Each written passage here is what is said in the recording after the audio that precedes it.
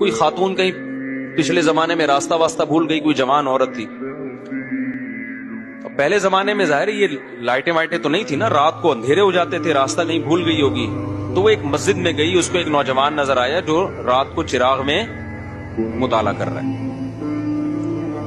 تو وہ گئی اس کے پاس کہ مجھے رات کو یہاں مسجد میں کہیں کونے میں آرام کرنے دو، میں جوان عورت ہوں، کہیں بھٹک گئی، کچھ مسئلہ ہوگا.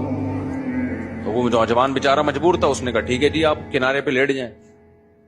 اس نوجوان نے کیا کیا، اس عورت نے دیکھا یہ نوجوان نا پوری رات اس چراغ کی آگ میں اپنی انگلی لے کے جاتا اور جب جلنے لگتی تو واپس لے آتا.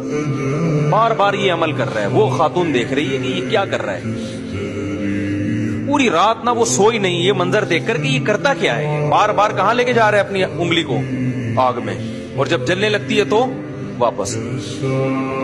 صبح جیسے ہی ہوئی ہے وہ یہ نوجوان اس جوان خاتون تھی اس کے پاس گیا، بولا بھائی خدا کے لیے آپ فوراً مسجد سے باہر نکلو، جاؤ آپ یہاں سے. اس نے کہا اللہ کی قسم میں اس وقت تک یہاں سے نہیں جاؤں گی جب تک تم یہ نہیں بتاؤ گے کہ یہ تم نے عمل کیا کیا ہے.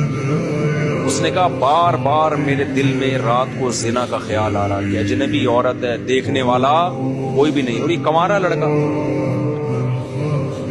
تو میں بار بار نا اس چراغ میں اپنی انگلی جلاتا کہ دیکھ اس کو برداشت کر سکتا ہے، اگر اس کو کر سکتا ہے نا تو آخرت کی آگ بھی برداشت ہو جائے گی تجھ سے، اور ایک انگلی میں یہ آگ برداشت نہیں کر سکتا تو جہنم کی آگ کیسے برداشت کرے گا. آج کتنا آسان ہو گیا نوجوانوں کے لیے زنا کرنا. بھائی لڑکیاں لا رہے ہیں، کرائے پہ لے کر آ رہے ہیں، طوائف خانوں میں جا رہے ہیں، دوستوں کو بتا رہے ہیں.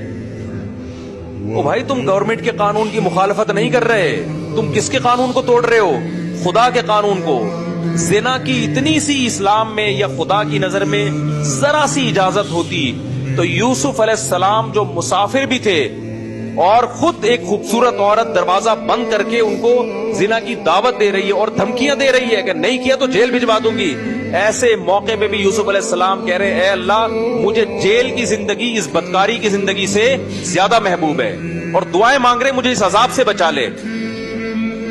مسافر ہو اور اسے ڈر ہو کہ میں جیل، اور پھر چلے بھی گئے جیل بھجوا دیا اس نے، پھر بھی زنا کے قریب بولو نہیں گئے. بہت گندا، بہت غلیظ، بہت پلید عمل ہے. میں بار بار کہتا ہوں جب کوئی کہا کرے نا میری گرل فرینڈ ہے، بولا بھنگیوں والا کام مت کیا کر تو، اور ہمارے سامنے آ کے مت بتایا کر. گرل فرینڈ اور بوائے